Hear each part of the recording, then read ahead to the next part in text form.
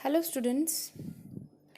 Now we are starting our chapter number 3 in geography, that is our changing earth. So in this video you will learn about continuously changing our dynamic earth and how it was formed. So we start with our first topic, that is earth movements, or we can say movement of the earth. The earth that we see today is the product of millions of years of geological change. As you can see that 225 million years ago, the earth looks like a hole shaped Pangea. The 225 million years ago age is termed as Permian age. In 200 million years ago, the age is termed as Triassic age. 150 million years ago, it is known as Jurassic age. And 65 million years ago, it is termed as Cretaceous age. After the continuous changes, the present day world is look like this. Now, the question is, how did the earth evolve into the planet that we inhabit today? Were all the continents always in the positions that they are currently located?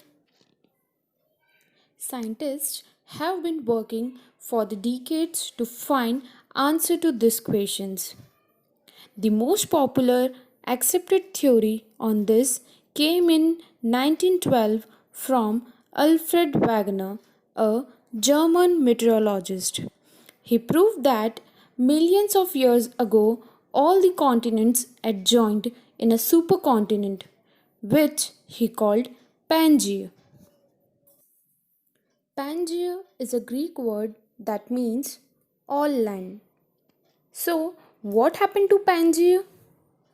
Wagner said due to some internal pressures and the movements of plate on the earth's surface, Pangaea broke into pieces.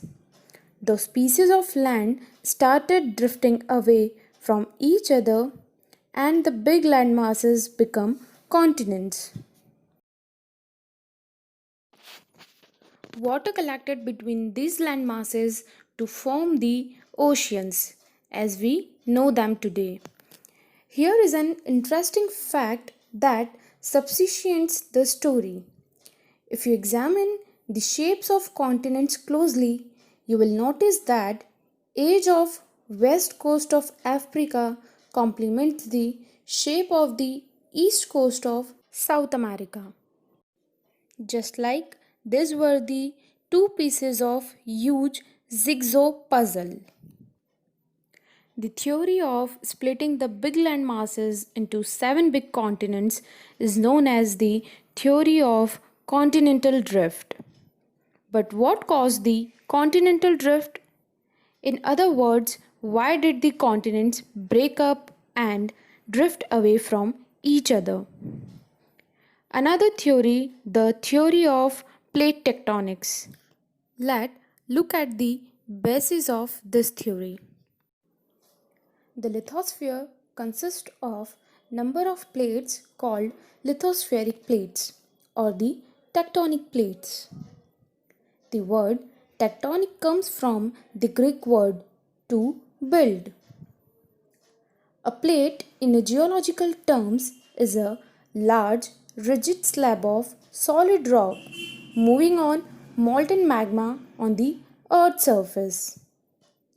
The circular movement of the molten magma inside the earth causes the tectonic plates to move slowly.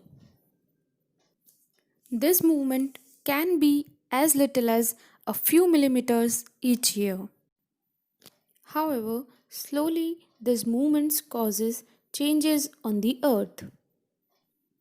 Now, here is the activity to illustrate how the molten magma moves inside the earth.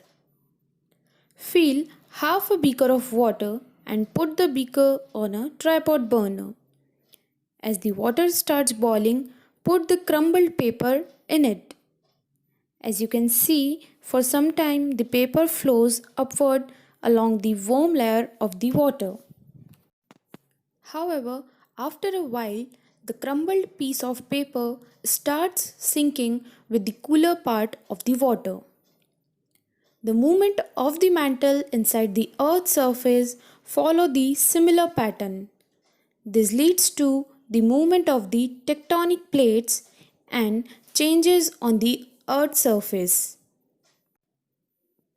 The Earth's movement can be categorized into two types based on the forces that initiates this movement. The word endogenic means inside origin. Endogenic forces are divided into two types, that are sudden forces and diazotrophic forces.